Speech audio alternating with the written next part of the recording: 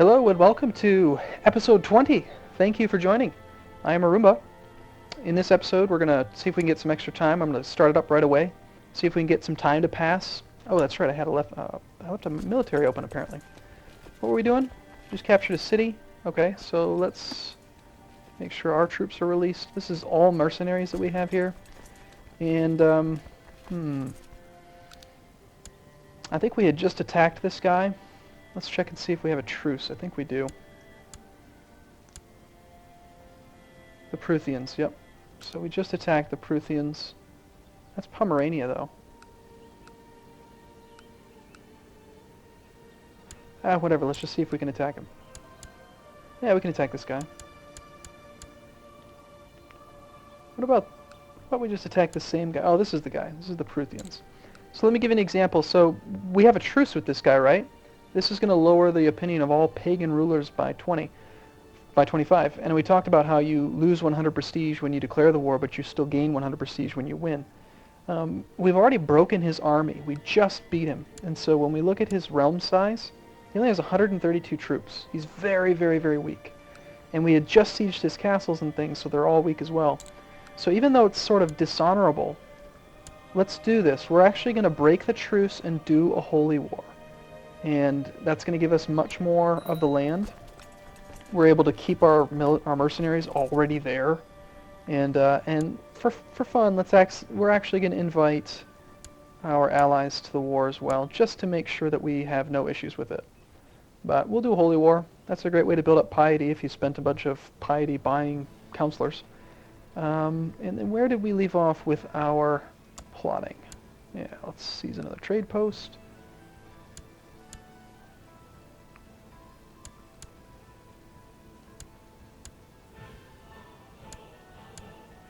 And one of the things I wanted to cover, I want to give you just a little bit of information in this episode as well. What we can do is, let's talk about shortcut keys. I find that in almost any video game that I play, if you can learn the shortcut keys, your gameplay ability will go up by 5 times as much. So briefly, I want to talk about the shortcut keys that I use. I'm probably going to put it in the description of the video, a link to that keyboard shortcuts mod that I've been talking about. Again, but let's talk about the ones that are built into the game automatically. So first off, the ones that you're definitely going to want to get used to using are F1 through F8. F1 opens up your the titular Republic of Gotland, like your topmost title. So this is where you can just press F1 and see your income. F2 brings up your character interface. F3 goes to your council. F4 is going to be laws, F5 is going to be technology, F6 military, F7 plotting, and F8 factions. So if you've ever wondered how I'm doing it so quickly without moving up here and getting there, it's because you can just cycle through them very, very quickly, and it's very useful. Next up is we've got the let's hide the outliner for a second so we can look at these. These are hidden by default now, but these keys here it's a very logical pattern. If you start with terrain, it's Q, independent realms is the next one over, W, diplomatic relations is E, etc. And that just goes on all the way down the road. And then you've got A, S, D, F, and then G is trade zones now, and then H is family trade zones. So using those shortcuts is very efficient. They did give you these 5 customizable buttons that you can put here, but I think it's kind of silly when you've got the ability to just press a button on your keyboard. So something kind of useful there. Might help your gameplay. But let's let the game run. See how much we can get accomplished this episode.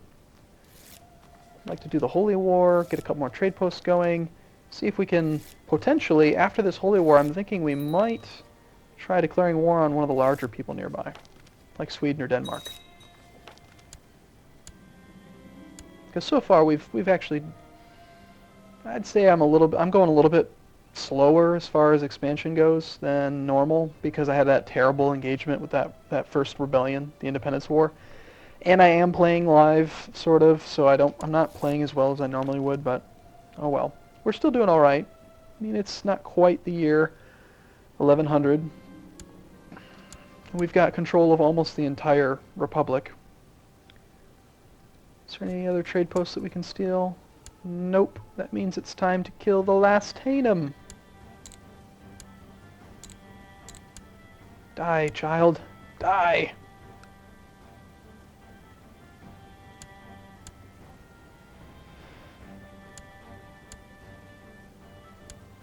It'd be nice again if you could do invite all. Gosh, I wish I could figure out how to put that into the game.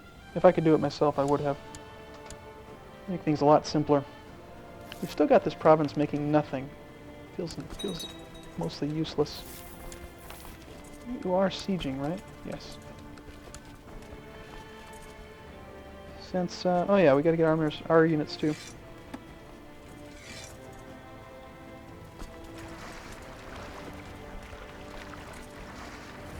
Since we have units in this county, we can land there, even if we didn't hold any of the provinces there, we could land our ships if we've got military in the zone. That makes it easier to rally troops to a single location. Yeah, so we've got that's about what, 5 times? A little bit over 5, about 6 times. I'm willing to spend a few men. So we're going to lose quite a few, but one reason why you want to assault castles when you've got that good ratio is because you're going to lose men anyway. A lot of siege events will pop up where you lose 1% or 5% of your troops, and over the course of a 2 or 3 or 4 month long siege, you're going to lose about the same amount of troops anyway, so you might as well just spend them all quickly, especially if you're using mercenaries. Because again, it costs less to maintain mercenaries. So here's an example of our Russian ally. When we call him to war, he comes in force. I mean, he'll send everything he's got to help us, where we don't necessarily have to. So I'm glad that he's helping us out. And looks like we're on track to murder the final Hejnum.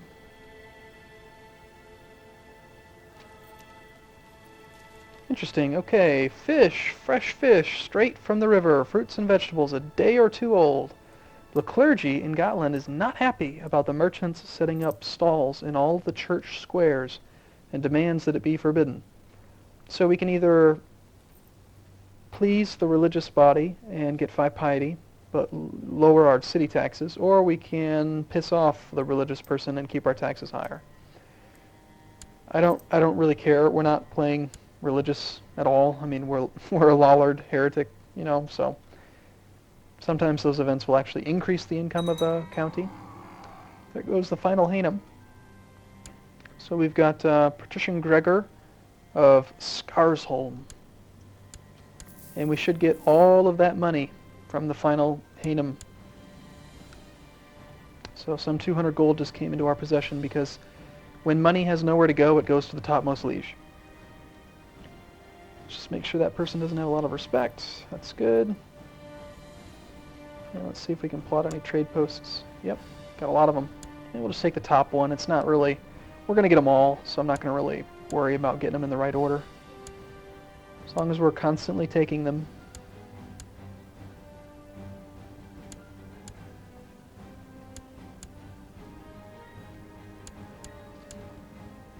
And let's wrap up this holy war here pretty quick.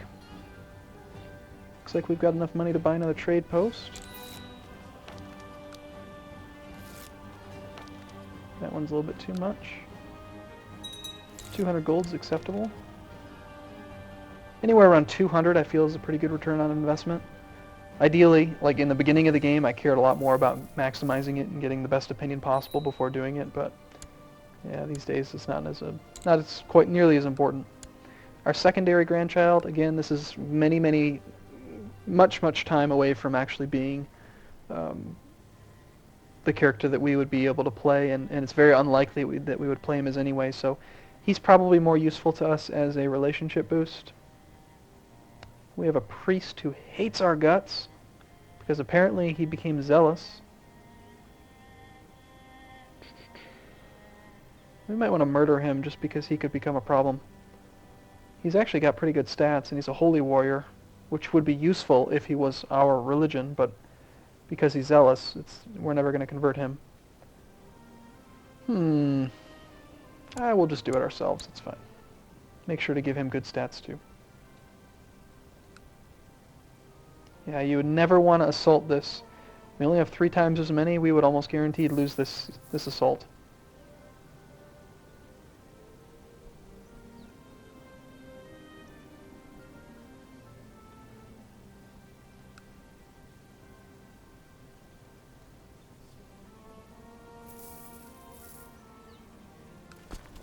He's sieging back his territory here. I'm okay with that because eventually we're going to break this one down, and then we'll just go back and get some extra money from doing it.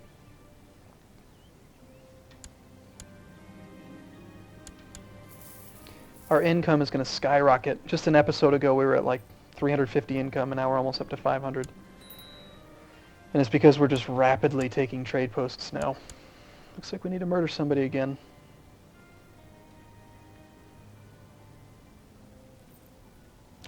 Easiest way for me to remember which ones I've murdered are checking their buildings.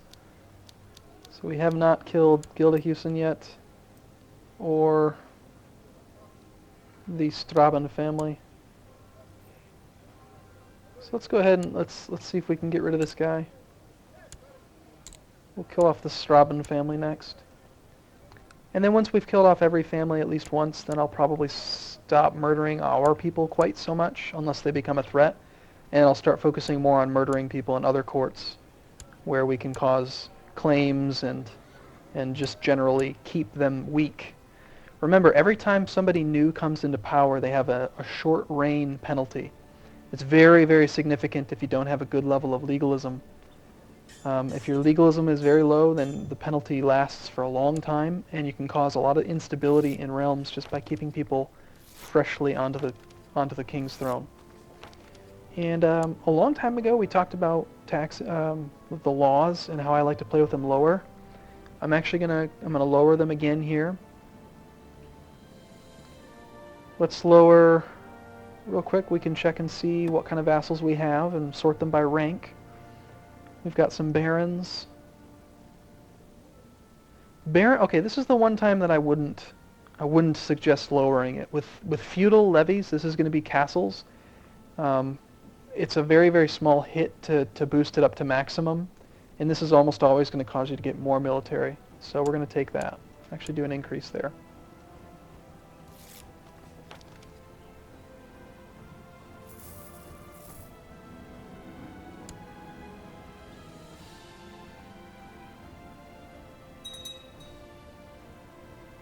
Okay, we've actually built some trade posts of our own. Feudal levies just got increased, so it looks like we should be able to hire, get a few more people out of it.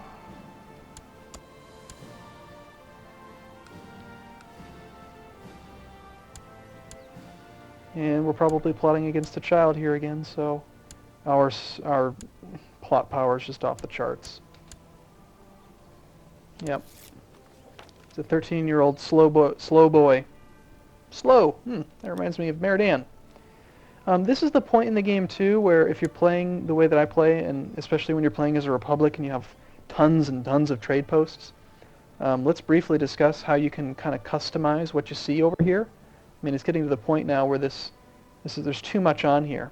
In fact, you might not even have your outliner open by default. You have to click this little arrow key here to bring it out. So if we bring it out, and then we can go to Open Outliner Category Configuration. This is a common question you see on the forums. If you accidentally right-clicked on one of these and disabled it, it will never show that warning again. So for instance, if I disable that, I'm never going to know if my vassals are pissed off because I've raised their levies for too long. The way you turn it back on is in the outliner settings. It's not in your game options. You would assume that it's somewhere in here, but it's hidden in the outliner settings, disabled, and then you can scroll down here. I've disabled vassal levies raised too long. If I click it, I've just turned it back on. But let's say that I've got too many trade posts and I don't really care about my trade posts, then I'm going to turn those off so there's less information here. If you want to know about sieges, land combat, all those things, you can. Your counselors, if you're playing multiplayer, you can see other players, so you can click on them and see what they're doing. Message rules, we can control some of the way that messages are received here. not going to go over that right now, but anyway. Oh yeah, we were checking on Mayor Dan. Mayor Dan wants to be Chancellor. He's picked up a few of these things. He's an organizer, military trait, and he's a trickster. And does Girly want a baby? Indeed she does. He wants to be a Chancellor. That's good. At least he doesn't want a son. That should be very, very stupid. We'll take our next trade post.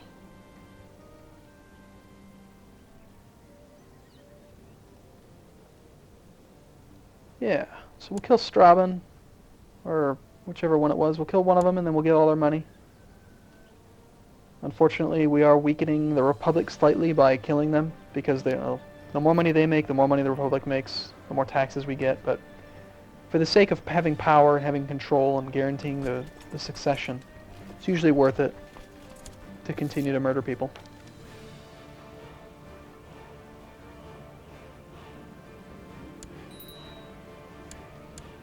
Okay, we took that one, and now let's kill the final Strabon. Actually, nope, there's one more apparently. Actually, I really don't actually know. I didn't check, or I don't remember checking.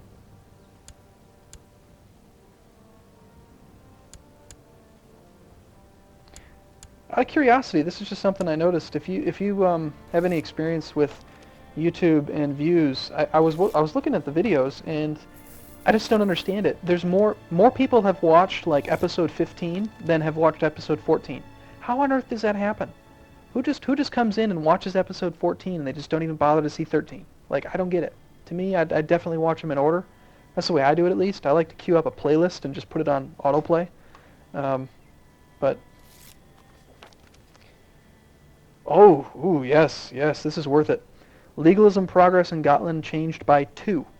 Keep in mind, that is 0.2%, not 2 whole levels.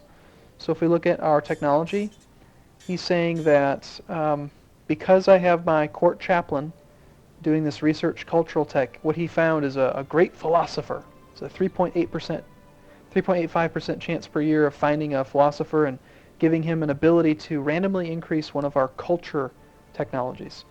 He got the best one. Legalism by far is the most important cultural technology, next to potentially majesty and noble customs. But so he's basically saying for 63 gold, he'll increase legalism by 0.2%, which is a lot of gold, kind of. But legalism increases the maximum size of our holdings. We could have one more if we could get legalism to level 1, and it reduces the short reign penalty we talked about earlier by 1 year. So I'm willing to spend money on that. Definitely. Let's see. I'd like to wrap this holy war up. Looks like we're finally about to break that castle. It takes forever. Remind me later on. We'll talk about the way that sieging works and how that calculation is worked out. We just need 1, 2, 3 of you. And then I'm going to wrap the video up, but rest assured I'm going to continue recording. Having a lot of fun tonight. I feel great after getting that, after getting the hard drive. It feels like this bottomless pit of storage space that I can just dump things into. No worries about running out of space. So I can just keep going. Good stuff. Yeah, we'll use diplomacy. Don't burn our trade posts down.